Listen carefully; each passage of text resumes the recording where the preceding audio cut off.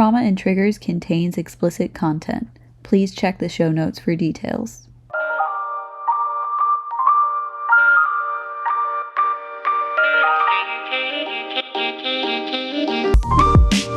Because you're gay. And that's it.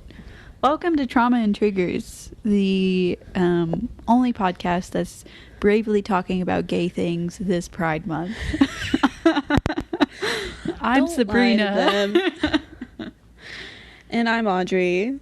Don't sound so fucking disappointed when you say your own name. Love yourself, bitch. Okay. This week's episode is just gay things. Yeah.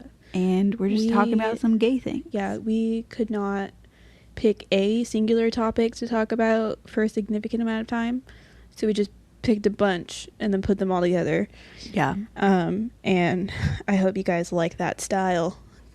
If you don't, too bad. Give us a 1 star, but explain it. We're gonna keep talking about that. I think we'll probably talk about that for the next 5 years. I really do. So you have the first one. Oh, damn. Again, you did that to yourself again. My first topic I wanted to talk about was generational differences within the LGBT community. Because I feel like, as we talked about in the last episode, there is a lot of like generational confusion about the LGBT community, which is obviously going to carry over to LGBT individuals of different generations. Mm-hmm. There's going to be I feel like there's a lot of, Gen X millennial people who are, who don't really accept some parts of the LGBT community, who don't really understand it or connect with it. Mm-hmm. So I think that is, important to acknowledge. I've definitely seen even the older generations like being very exclusive towards the gender thing. Like they're fine with people being, well, the worst I've seen is like they're fine with them being gay and lesbians being lesbians, but bisexuals aren't real. Yeah. And trans people are just confused. Yeah. And what is non-binary? It's she and her only. Like, which is like so wild to me to have those views in the LGBT community. yeah, when you're a generation of gay person who lived through the AIDS crisis and experienced a level of discrimination, you think you would be more understanding towards gender differences.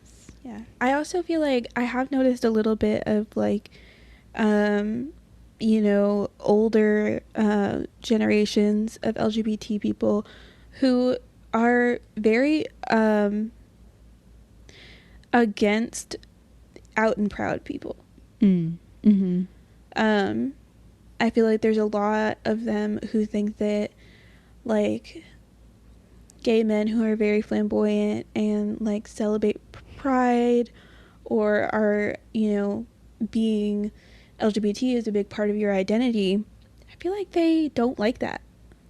Yeah. And express not liking that. Yeah. I've noticed that. I've noticed that too. Not everyone. This obviously it's just a general, like a good portion. And there's definitely like, it's important to acknowledge the older generations did pave the way for us to be where we are today. Yeah. Where we can say, we're gay in the workplace and not be legally allowed to face discrimination because of it. And that's huge. It really is. Like, so I think I feel this way about every topic. I think that it's important that we acknowledge that the people before us have helped us move forward and be in a place that we can be in. But I don't like the concept of not criticizing people just because they've done good. Yeah, I totally agree. And I think, criticizing someone doesn't erase the good that they did, and the good that people do doesn't erase the bad that they've done. Yeah. And it's okay. Like, it also doesn't mean, like, a criticism doesn't mean that you're terrible. It just means, hey, maybe something you want to think about changing. Yeah. Just acknowledge, what you're saying, look more into it. Because I do feel like a lot of people who have those opinions aren't really educated on the topic, or are just like very closed-minded to the idea that something could be different than what they believe. Yeah. So yeah.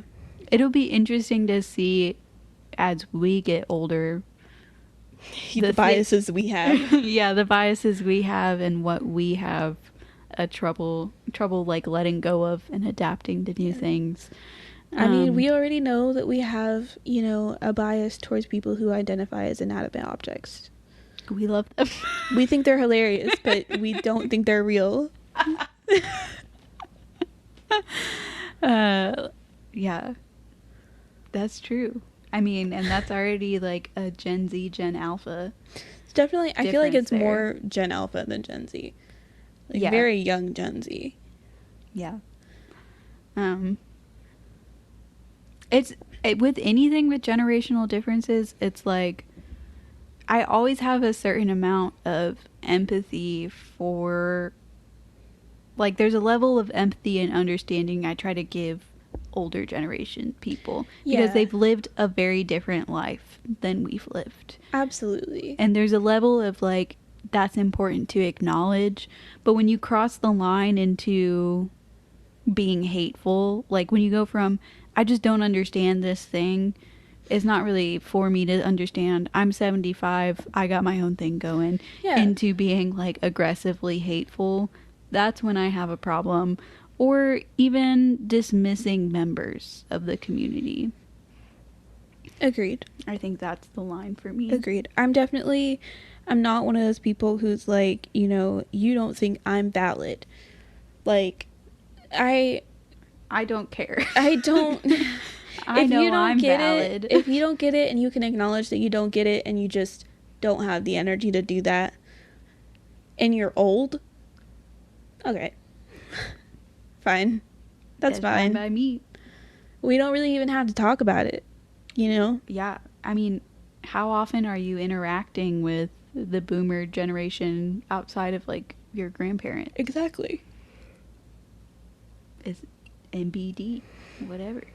They just vote for the people who make the laws. There's that. So that's where it matters. Are you ready to move on? Yeah. All right.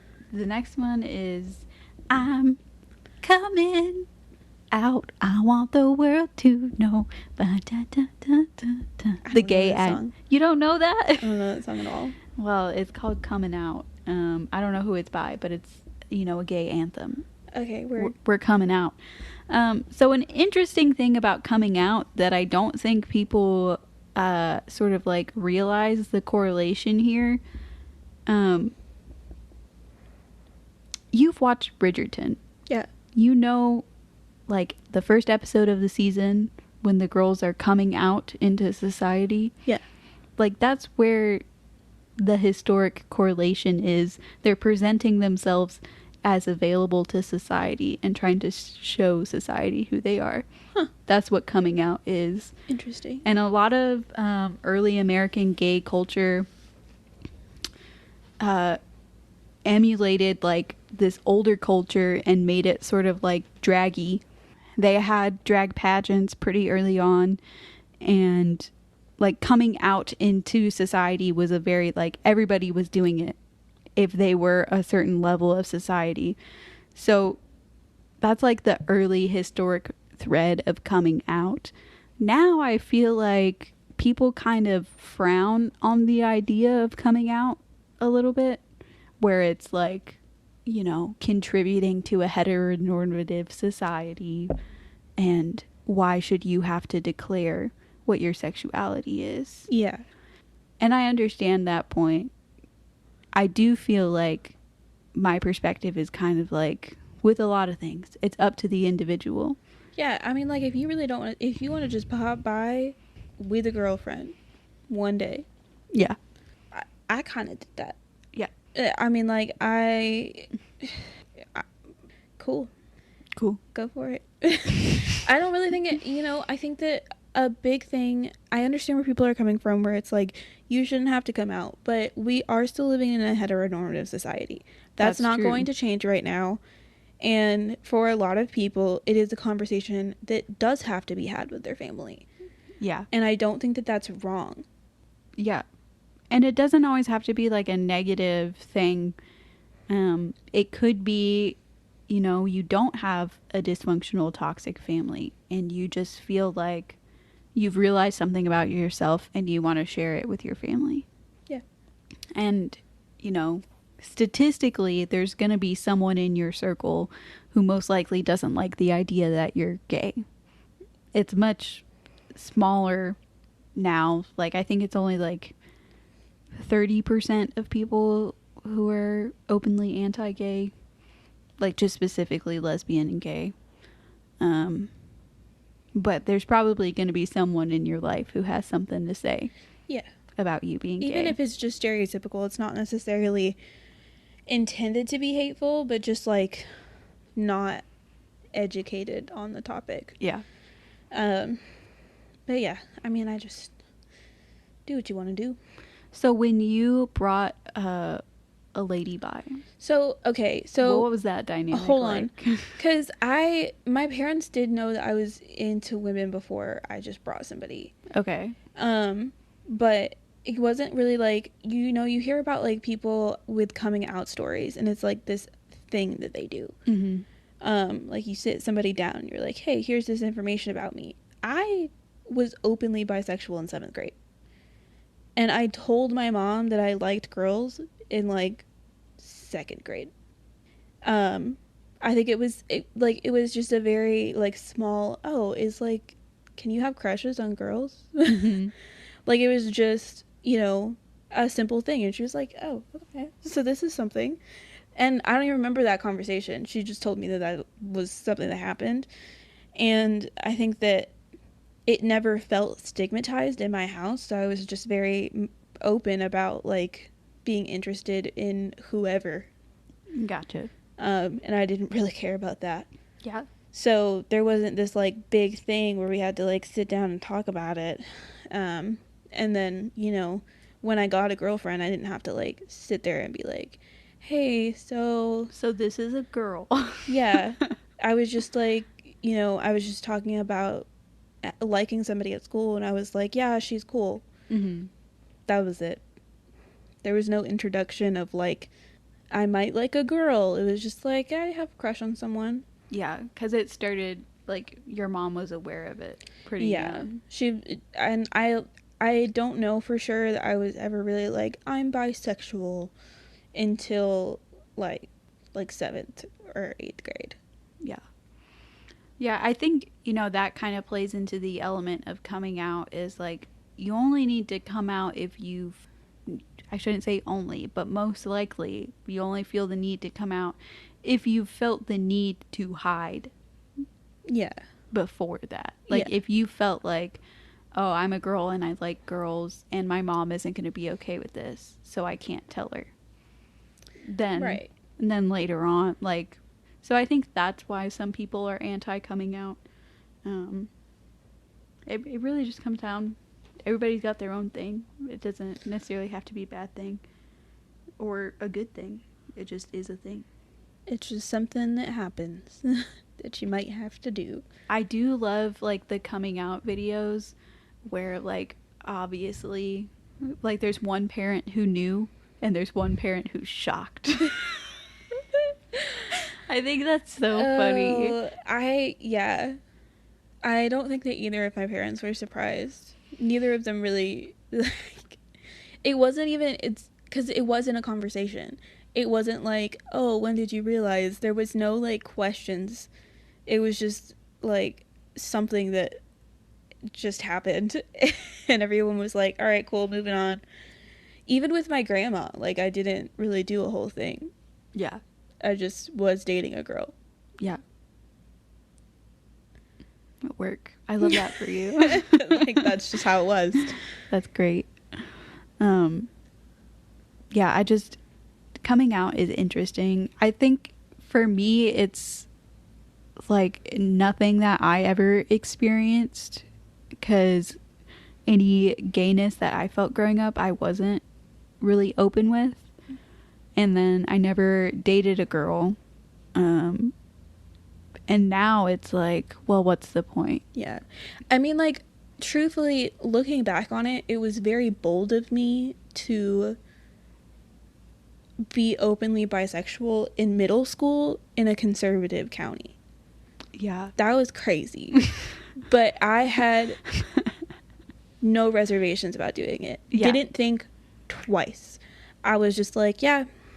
Did you experience any like bullying or anything like that? I wasn't like shouting it from the rooftops. It wasn't a secret, but I also was just kind of antisocial.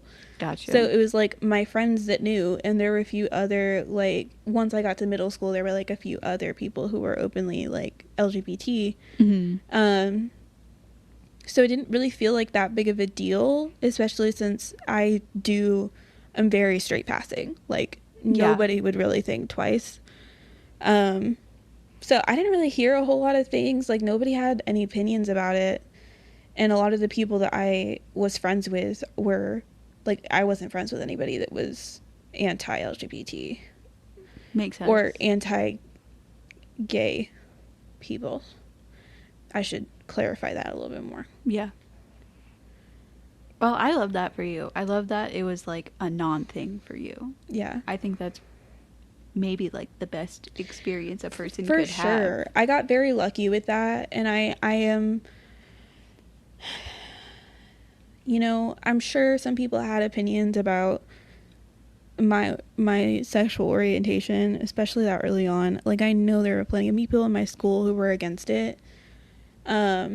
But I definitely faced more like sexualization because of it than I did discrimination. Yeah. So like, I had problems with that, but I didn't really run into a whole lot of people that were like shouting mean things at me or anything like that. People just wanted to have a threesome. And I would just be like, no. No, thank you. And I did have a lot of issues with like friends being bi-curious and me being the target of that. I'm so sorry. Yeah. That must have been hard as a demisexual lady. It was there was a lot of conflicting emotions. Yeah. I forgot what I was gonna say. I don't know. I'm not you. I don't have your brain. This is something that you have to figure out for yourself. Thanks for the help, Audrey. You're welcome. I like when you lose your train of thought. I'm like, okay, this is where you were at. When I lose my train of thought, you're like, good luck, motherfucker. Another gay topic that people have talked about a lot already, but I want to talk about it because it makes me mad, is the companies that are all about Pride Month all the time during Pride Month. Yeah. And then after that, it's like there's no, like, they don't cast openly gay people in their commercials. They don't support drag queens anymore.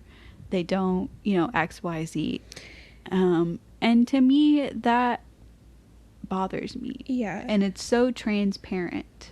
I agree. It's not my favorite thing. And I see it every year. And it's just like, why does Nike have to put their hand into the LGBT pot of gold? It's mind your own business. Yeah. Because on some level, I'm like, oh yeah, it's cool that like we'll have access to things that, you know, represent us. But it's also like, I don't know, you're just profiting off of something that you really don't give a shit about. Yeah. I will say there are a few, like, I've seen a lot more LGBT representation outside of Pride Month recently, which is kind of cool. Tinder has been hitting it out with those commercials. Really? Yeah. I haven't seen a Tinder commercial. They have LGBT people on it. A drag queen is playing a main character in Doctor Who. Oh.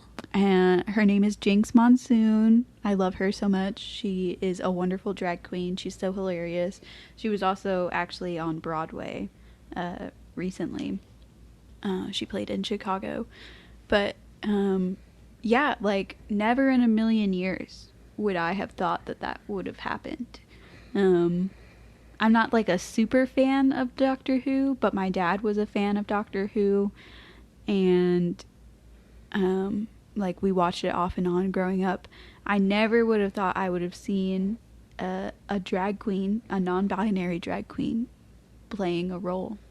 Yeah. And it's on Disney Plus now too, which Disney is always very like touch and go with letting gay characters and gay actors play in their shows, because they make so much money in China, and China has a lot of anti-gay laws. Yeah. So they quote can't have gay characters in their films and stuff like that. That's so stupid. Because they want to make China's money. I find it very interesting. Never mind. I don't know. Never mind. Me neither. I don't know either. You'll have to figure that out yourself. I'm not going to. Just let it go. Let it go. Let it go. Speaking of Disney. Oh, and also in the new Doctor Who, the actor playing the Doctor is an openly queer black man from Uganda. Nice. I don't know. I've heard that he's playing the Doctor as gay. I don't know. I can't tell you about that. I probably will never know. I'll let you know if I find out. But yeah, I will say, you know, Netflix has been pro LGBT representation for a long time. I'm hoping for some lesbians and some gay people in Bridgerton.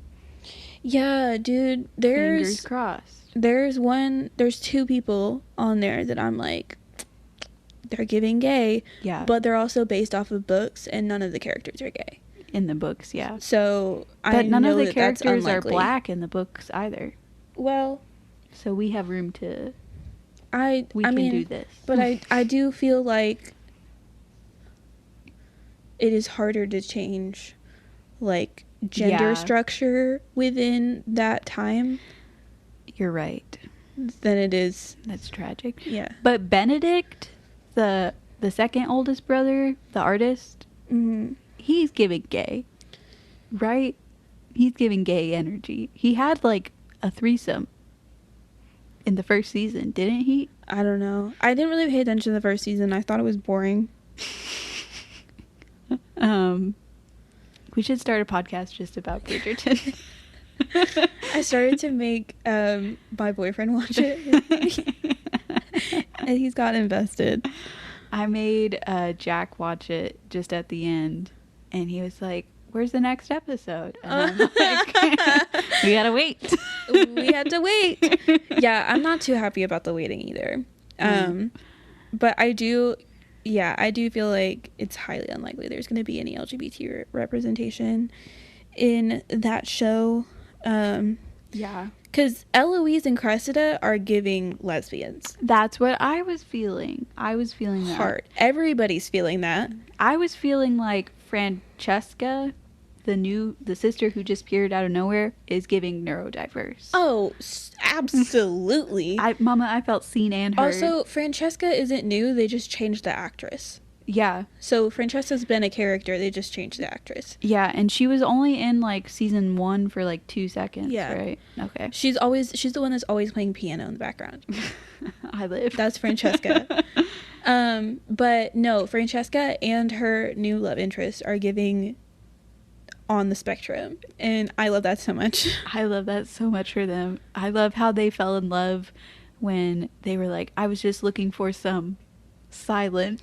And then they just sat in silence. They just stared.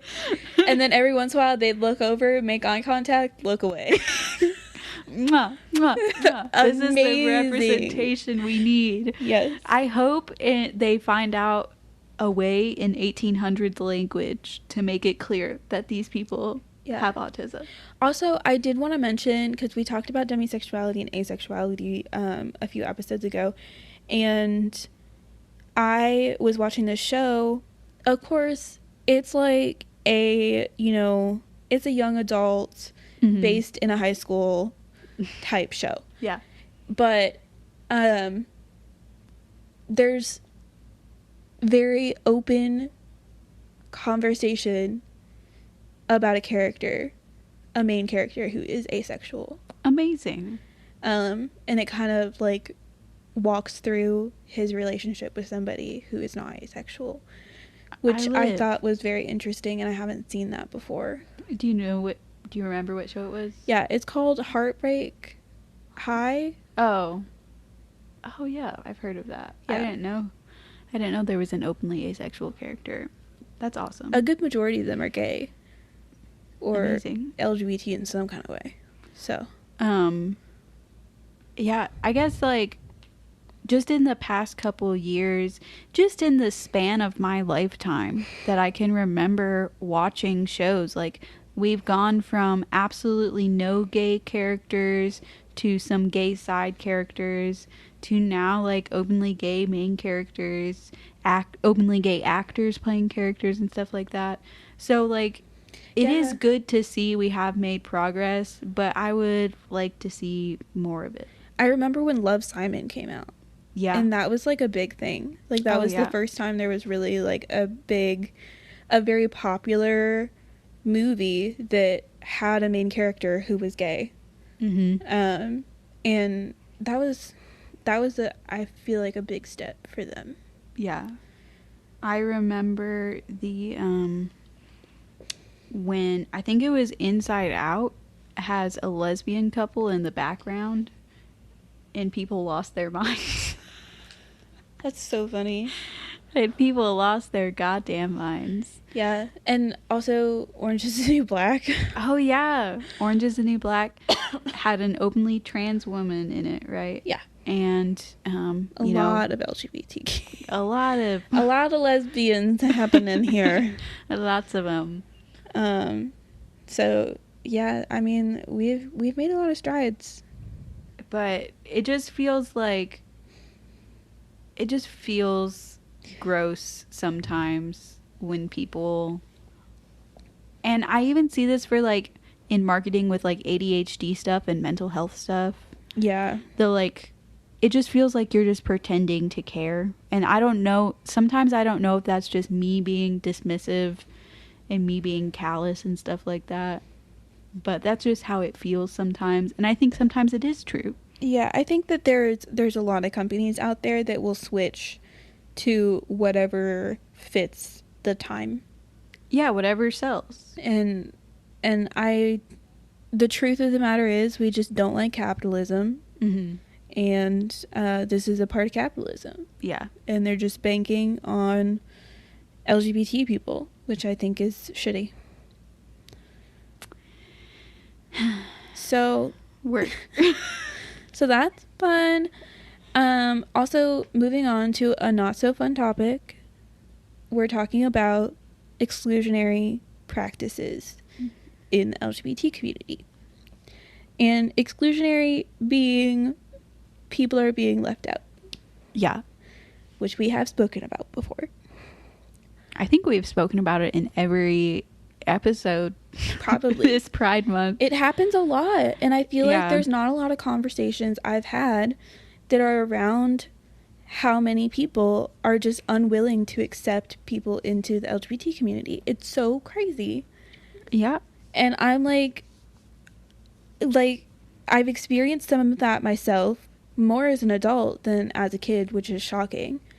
But just being a bisexual person, there's so many people out there who are just like, yeah, but you know, you have sex with men, so you're not valid. Or like, this doesn't really apply to me, but for bisexual women who have only had sex with men, that they're not valid because they haven't experienced sex with women. And I'm like, y'all focus too much on sex. Yeah. Again, why are we so centered around people's sexual practices? Yeah. And it's also a focusing on, you know, what makes us different instead of the things that it sounds so cheesy, but like the things that are very similar between us and why other people don't accept us. Yeah. And then you're sitting here not accepting a person because you're focused on the thing that makes them not what you think. Right. Yeah. And it's just shitty. And with one of the things, I'm talking about this more from personal experience, because there's some other things I want to mention with this, but returning back to like biphobia, I have heard so much from the lesbian community of like, I would never date a bisexual person.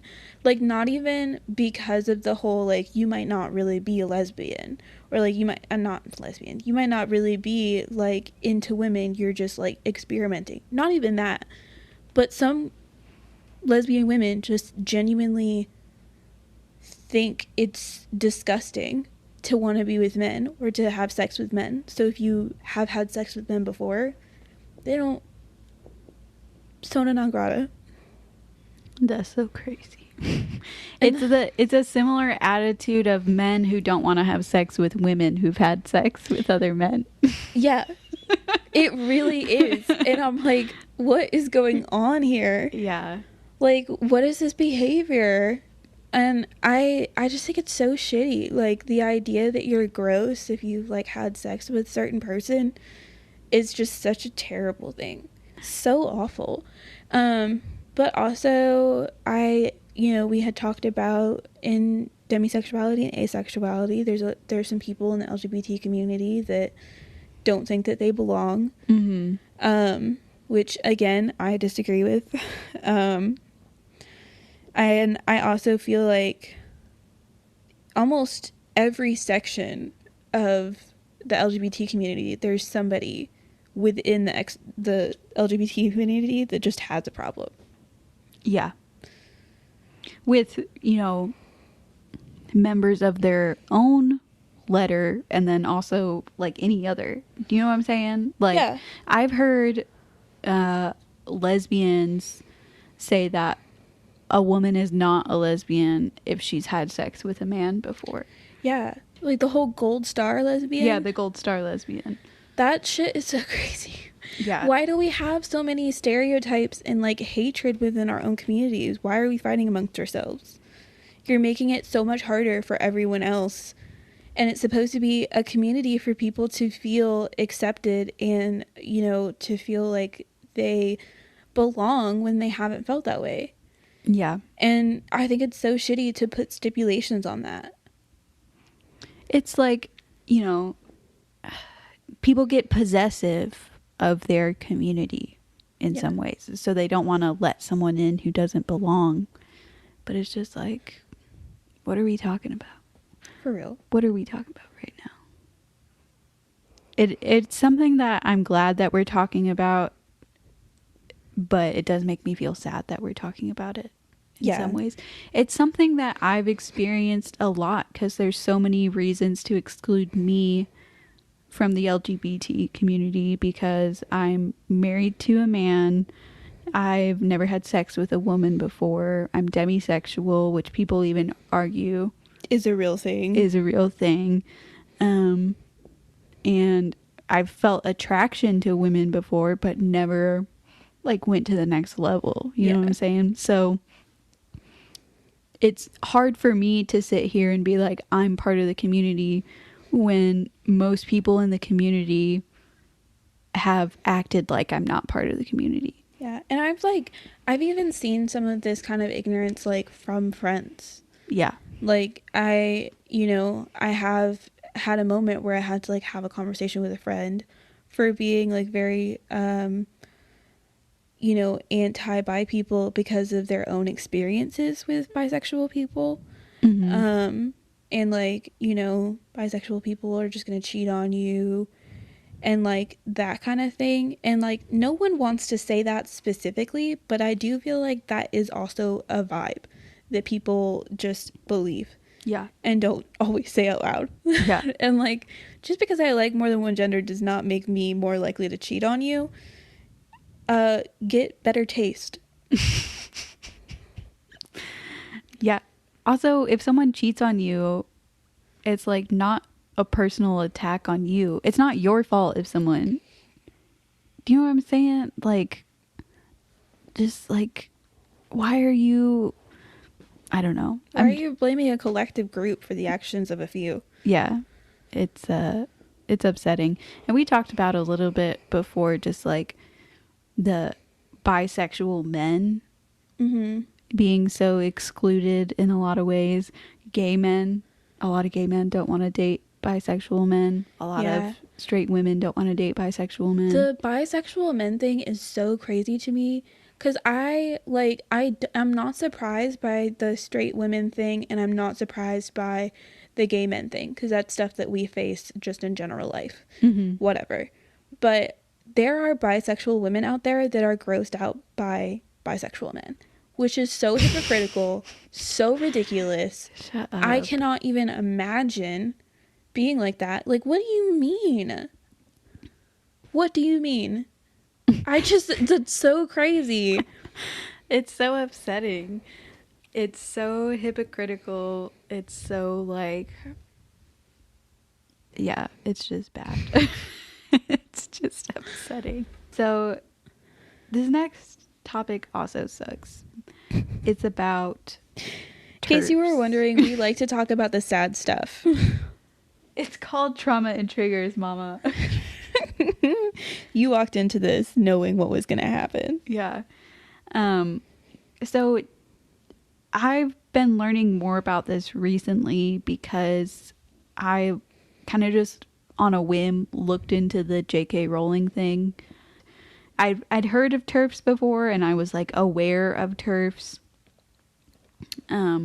But it stands for Trans Exclusionary Radical Feminists. Specifically, they seem to have a problem with trans women.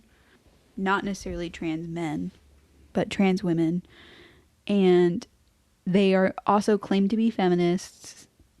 And they have this core belief that viewing trans women as women will somehow damage the existence of cis women.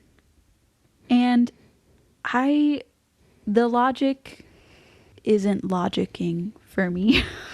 No. For me, because we've said it over and over when we talk about excluding different people from stuff. It's like, at the end of the day, they're living their life over there, or even like right next to you, doesn't delegitimize whatever experience you have.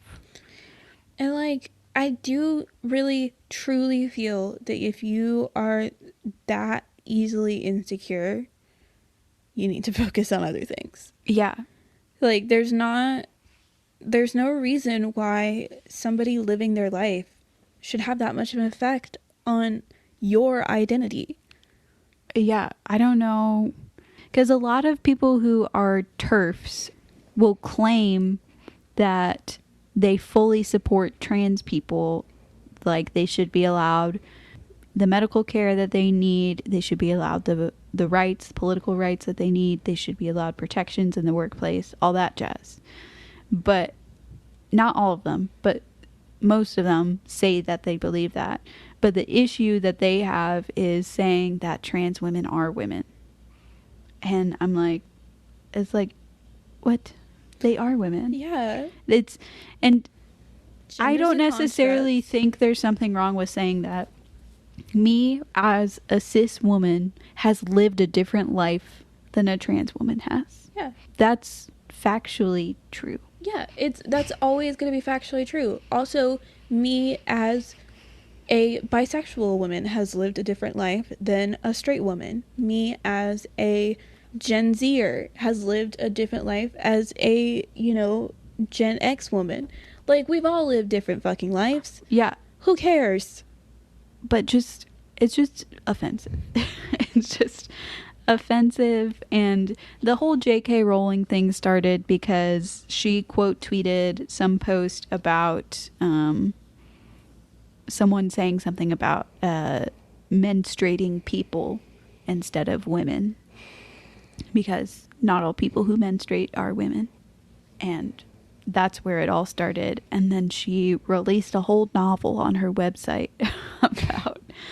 about how trans women are women, or no, aren't women, but they are trans women. And about how if you erase the idea of sex, you erase the idea of like same-sex attraction. Without sex, blah, blah, blah. And it's like, no, none of that's true. No. None of that's true. Changing the idea of what sex is doesn't mean that I'm no longer attracted to the type of people I'm attracted to. It's just upsetting. And like, I think trans people have to deal with so much, and they probably, in my opinion, are the people who have the most struggles in being accepted in the LGBT community. Yeah, I think that gender is significantly harder for people to wrap their mind around than sexuality is. Yeah. I think that most people can understand the concept of like attraction, because all of us are attracted to different kinds of people. Yeah. So it's not too far away of that idea that people might be attracted to different genders. Mm-hmm. But when people enter the concept of like, how do I want to express my identity? How do I want to express my gender? What gender do I identify with? A lot of people just shut the fuck down. Like, they just can't handle it. It's too hard for them to wrap their mind around. So they just write it off. Yep. Yeah, I agree. It's just, sending love to the trans people out there. We love you guys. We love you. You're doing great. We're so and proud I hope of you. You have a good day. And Daniel Radcliffe, who played Harry Potter, made a public statement and told people to go donate to the Trevor Project, and was very awesome after that, just being like standing by trans people and how he doesn't appreciate what she said, and to go vote for people who protect trans rights and all that. I love that for him. So God bless him. You did a great job, bud. But yeah, I guess it was just on my mind because I've been looking into it more lately and trying to understand it. Like, I've even seen it on conservative, like TikTok and stuff like that. People compare trans women to blackface for women. The idea that trans women are just mocking women and stuff like that, and not people who are living their own lives and doing their own thing. Like, these women in these TikToks get so angry at these trans women and how they're making a mockery of what being a woman is. And it just is like, you sit there and talk about everybody else is tying so much of their identity up in their gender. You're tying so much of your identity up in your gender. Yeah. Because someone else having the same gender but getting there a different way has made you furious and angry and scared in some ways. They're scared about what this means for their future and for the kids and all that. And it's just like, what the fuck are you even talking about right now? It's not affecting you.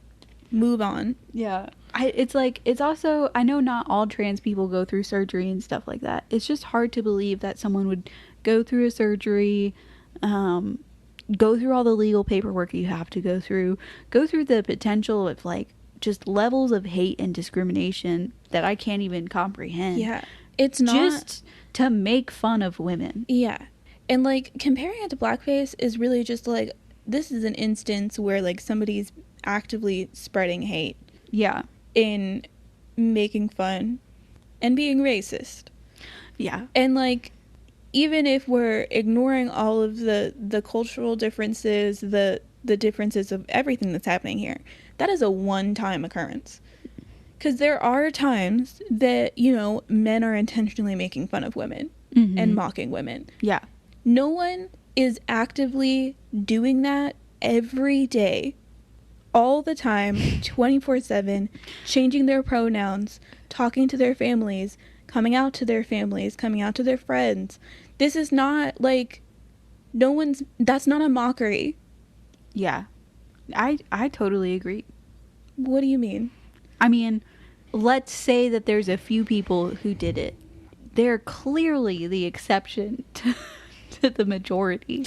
Even if there are some people who did it, I really, like, if somebody came out and was like, yeah, it was a joke, I really feel like there's other things going on there. Like, they weren't just doing that as a joke. Something else is happening here. Something else is happening.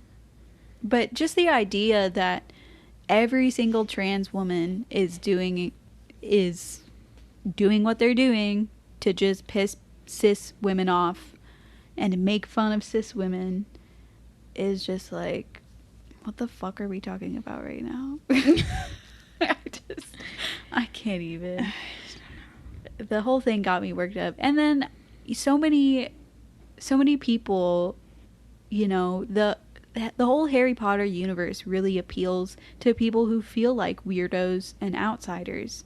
I know it's very mainstream now and everyone knows Harry Potter, but there's a lot of people who are trans who the Harry Potter universe was very important to them. Yeah. And then it just sucks that this author, who by the way is a billionaire, I don't know if you knew that, I think she's the first author to become a billionaire. Eat the rich. Just had to go. If I were a billionaire author, I would just stop. I would just be like, you know what? I would simply mind my business. I would simply not tweet anymore. I probably would not even write anymore. I would just donate my money and travel. Like, why are you tweeting about this? Clearly because you care about it so much. Like, Yeah. this affects you so much. And it's like, why does it affect you? Ugh. It's just, I can't even wrap my head around it. Anyway, we got to move on to such a fun topic, Audrey. Go ahead. Yeah. So we're talking about LGBT and its correlation to religion. Not correlation, but LGBT people who are religious. Mm-hmm. Or aren't religious and have a problem with religion. Whatever. Just these two topics. These two How topics they correlate. together, what's going on in between them. Yeah.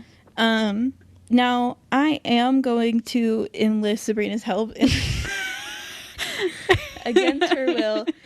I am not a religious person. Yeah. But I do feel like there is a lot to talk about here. Mm-hmm. Where there's so much exclusion from religious practices and people who are religious and people who are LGBT but believe in religion. I feel like nobody, like, there's a large community in every religion that it has a problem with LGBT people.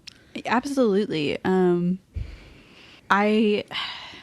say, you know, I am currently religious, Christian, and I think in the church today, there is still a general vibe of being gay is a sin. There is still that general vibe. Yeah.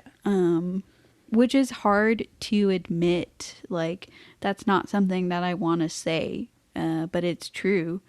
And I think it's hard for people to realize that some of the stories and the interpretations they've been told have been misconstrued over the years and continue to be misconstrued. I won't speak to other religions and like other religious texts, but in the Bible, there's a verse talking about how it's a sin for a man to lie with a man. Now, if you look at the Greek, it seems like it's saying it's a sin for an adult male to lie with a child. Yeah. A child boy, a male boy child. In which case, I agree, pedophilia should not be allowed. But, you know, there's some people who argue against that point. What I have come to believe and understand is sometimes there are things that are written in the Bible that have been misinterpreted over the years. We're talking about a book that was written over literally a span of thousands of years. It's a collection of multiple books, really. It's been written in multiple different languages, translated into Latin, translated into Old English, translated into German, translated into English again. Like, we're talking about something that's gone through the translation process multiple times. Yeah. And at the end of the day, if you're a person who believes that what Jesus taught was radical love and acceptance of others, you're not going to sit there and tell people that they're going to hell because of who they're attracted to, something that they don't have control over. Yeah. And I also believe the verses that people use have been twisted out of context and the translations have been misconstrued.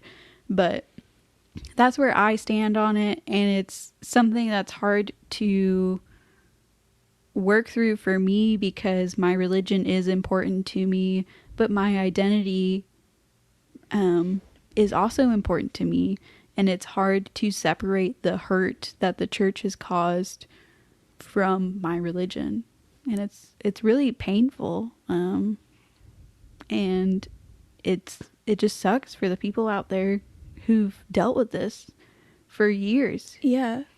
I mean, like, it happens on such a large scale because, like, you know, we're in this country, and for the most part, like, discrimination and harassment and, you know, all of that stuff is very frowned upon. But there are countries where, like, physical action can be taken and Mm-hmm. physical action is taken. And there are other religions where extremist practices that are, you know, construed through religion Mm-hmm. is used to hurt and hate on LGBT people. Yeah. And that's a shame. Yeah. I think that, you know, if you're in a place and you really believe that in your religion it's a sin and it's not acceptable, keep that to yourself. Yeah. Quite frankly, like, there is a level of, you know, there is a way to live amongst people even if you don't really understand where they're coming from or understand their lifestyle or identity, and still accept that they deserve to have rights and be treated like a human being. Yeah.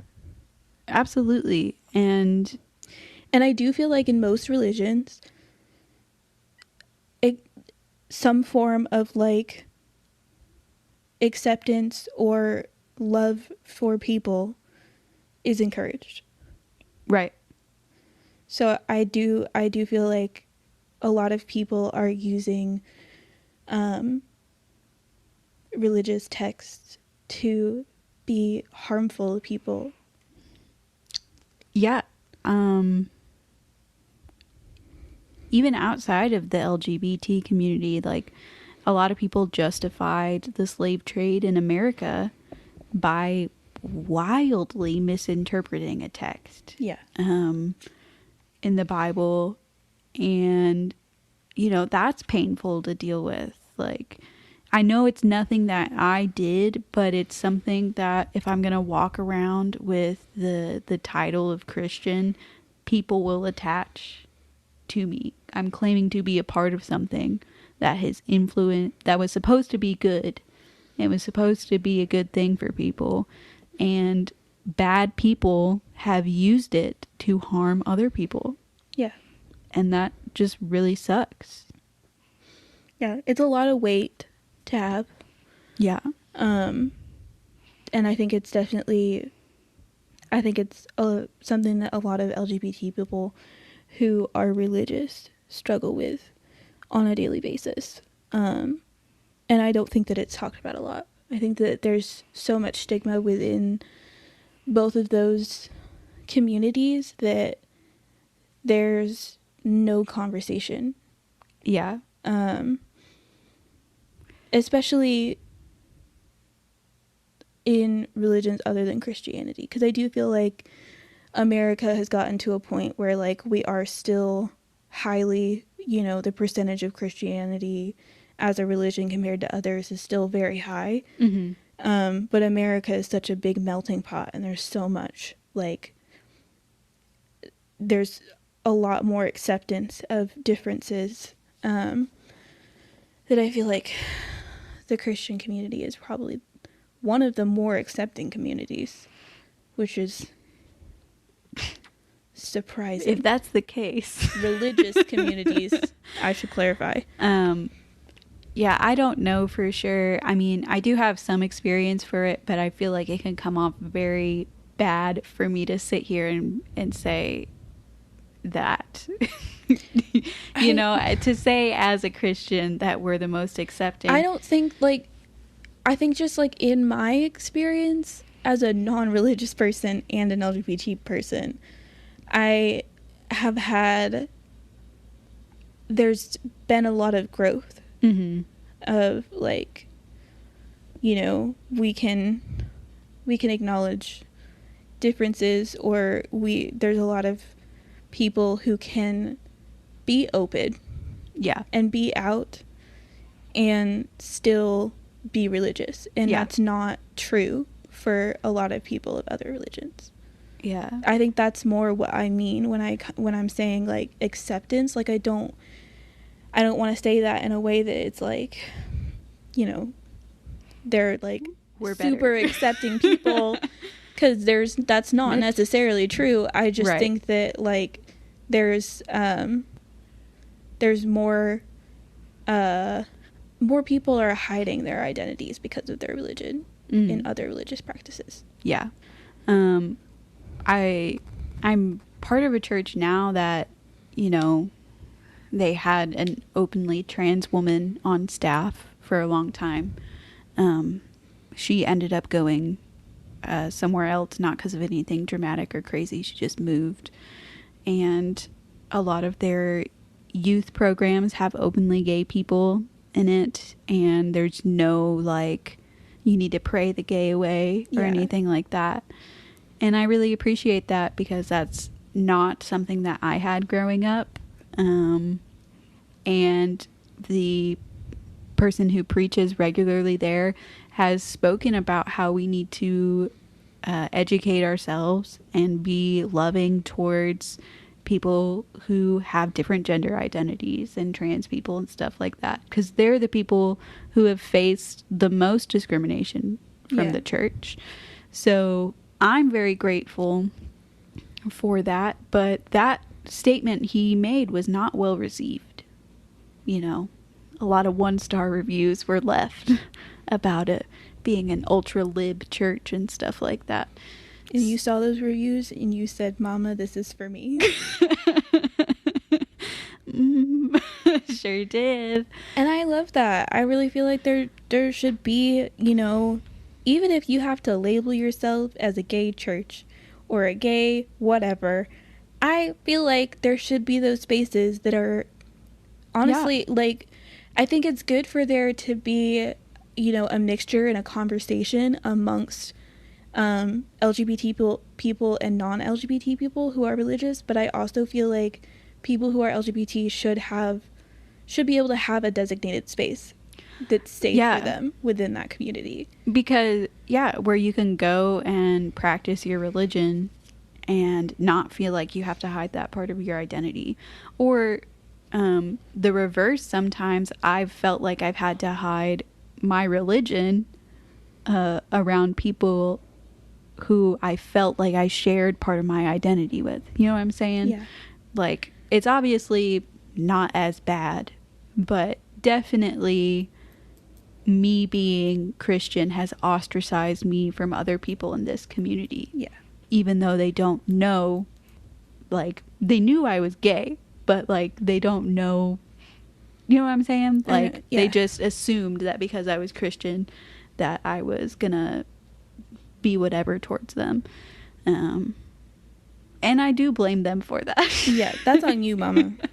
That's on you, mama. But it's hard for people of the LGBT community who are religious, any type of religion. It's hard to marry those two things because they're often so antithetical to each other for no real reason. Yeah. And that's what's so frustrating at the end of the day. Happy Pride. We do love you guys. I'm sorry we bring up such sad topics, but I do feel like people don't always like to talk about the sad things. Yeah, they don't. And then they look at you like you're crazy when you start talking about this in the club.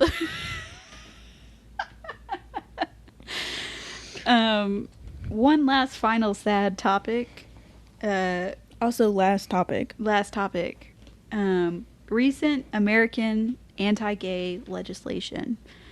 I don't have a ton of details about this because this is, just a chill end of month episode. Yeah. Nothing too serious or deep. We weren't thinking too hard about it. But it's just so clear in some of these laws that the purpose of the laws is to silence gay people and to make their lives more difficult and to stop kids from being gay. Yeah. And, like, that's what it is at the end of the day. Like, there's this website that just has a list of all the laws that are being worked on in America to the detriment of gay rights. And I looked at it before we started recording, and it was 514 laws. Wow. Across all the states. Now, some of the laws didn't go through, but, next time around they might go through. And some of the more tabloidy ones we've heard about, like the drag ban and the don't say gay ban. The don't say gay law passed in Florida. That's so crazy. The drag ban in Tennessee was overturned by the Supreme Court, saying that it was against the free speech. Free speech. Yeah. Which, thank God. God bless, Don't love this Supreme Court, but I'm glad. Oh, no, it wasn't the Supreme Court. It was a federal judge in Knoxville who said that this goes against free speech. Go off. And that the law was too vague. So, in Tennessee, you can walk around in full drag if you want to. Yeah. And they can't get you. Good. And I feel like that law, that's such a stupid thing. Yeah. They're all stupid, but that is like, we're just having fun. Yeah, I mean, it's such a narrow perspective. So, like, the conservative mindset on drag, from what I understand, is these drag queens are pedophiles and groomers, and they are trying to get to our kids and rape our kids and make our kids gay. And one of the reasons is because there's this drag queen who, her name's Mrs. Kasha Davis, and one of the things she did was read books to kids at, like, libraries and stuff like that. And I think Jinx Monsoon did too. I'm not sure about that. But what these conservative minded people don't understand is there's different types of drag. There's the shaken ass in the club drag. Yeah. There's comedy drag. And there is family friendly appropriate drag. There's Sunday brunch drag. Yeah. Like, there's levels of drag here. Like, they're not, twerking on these 2-year-olds. Yeah. She's sitting down reading a book. Yeah. So, that sort of, like, pushed these conservative lawmakers to make these laws about drag performers being in public around children, because they just assumed cross-dressing is inherently sexual and inherently predatory. And it's the whole narrative, like, you know, most drag queens are gay men, not all of them, but most of them. And gay men have often been called pedophiles and predators as part of like smear campaigns against them. And it's just like, you don't understand what you're talking about. You just don't understand. Yeah. You don't care enough to look into what it is. Yeah. Do you really think a fucking library and school system is going to let a drag queen up there making sexual jokes, twerking all over kids? It's so upsetting. I'm glad that law didn't go through. I think drag queens are awesome. And even though the law doesn't go through, the very fact that it was made and had so much support around it is really upsetting. Yeah. That's what's upsetting. And it might be something like, we see this with laws over and over again. It doesn't go through, but might be able to sneak it through next time, or might be able to get more support for it next time around. Like, it's so disheartening to watch us go backwards. Yeah, like on so many things. We need to, people who make laws, before they make a law about something, need to like watch 10 hours of content of the thing or something. I don't know. They need to be better educated on what the fuck they're talking about. Yeah, they should be better educated. And I also feel like on some level, the education portion isn't necessarily going to change their mind on something. But I do feel like it could have an effect. Yeah, but it's also like, you know, not to get too conspiracy meta mind, but who is paying, who's lining these people's pockets? Yeah. You know, it's the gun companies when we're talking about conservative politicians. It's a lot of religious organizations. You know, it's the people in their district who are more conservative minded. So they have to align with the values that the people voting for and the people paying them have. Which is just shitty. And it's the same thing with a lot of these books that people are trying to get banned in libraries and stuff. A lot of them have LGBT influence. Some of them are about people of color. Anything even vaguely sexual, they're like, kids aren't allowed to read this. And it's like, first of all, this is in the young adult or adult section. Second of all, kids need to know about sex. Yeah, kids need to know about sex. They need to be educated on a lot of topics that adults would need to be educated on. The only difference is that you make it in a way and you present it in a way that is, you know, appropriate for children. Yeah. Like, nobody's saying you put porn in front of a child. Like, nobody's suggesting that. Yeah. One of our old coworkers, do you remember when he out of the blue was like, you know, in California, they're teaching kids how to put butt plugs in their butts? I don't remember that. I was like, sir, that is not happening. Sir, shut the hell up right now. I mean, we talked about how important sex education is in our episode, The Birds and the Bees. And we talk about it a lot, but it's like, clearly the issue you have is your kids knowing about sex and your kids knowing about gay stuff. That's what it is. Yeah. I just showed you that commercial from that Idaho governor or whatever. Mommy, what's anal sex? Shatters plate. It's so ridiculous. Yeah. And it's like, wouldn't you rather your kid ask you what anal sex is than to go around and find out? Yeah. Why is it so bad if your kid knows what anal sex is? Because they're educated on it. They are like aware that, you know, it's not an appropriate topic to talk about in school. Yeah. They know what it means. And when the time comes around that that's something they would have to deal with, they're not ashamed of it. And they can make sure that they're prepared for that situation if they want to. Yeah. Yeah. Like, knowledge about the thing is not going to make them anal sex freaks. Yeah. So, However, I will say, not educating about them about the topic or making the topic a super big taboo thing will probably make them anal sex freaks. yeah. Probably.